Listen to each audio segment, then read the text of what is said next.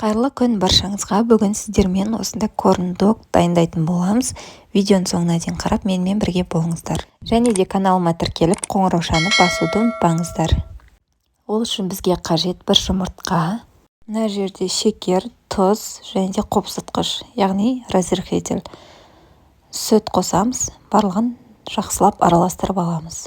Ұнымызды қоюланғанша біртіндеп араластырып қосып отырамыз. Бізде массамыз құймақтың массасы секілді қоймалжың болып шығуы қажет. Ендеше дайын болған массаны осындай банкіге немесе стаканға құйып аламыз, бізге ыңғайлы болу үшін. Сосискаларымызды дайындаймыз, сыртын алып тастап, шпажкаларымызға орнатамыз.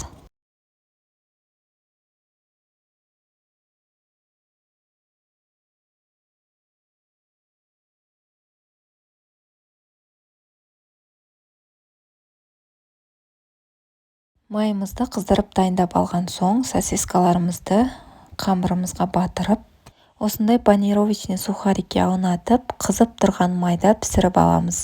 Оттың асты орташа көлемде тұру қажет, сонда корн-догымыз қызарып, әдемі болып піседі. Осылай сұйық майымызға толықтай батып пісу қажет.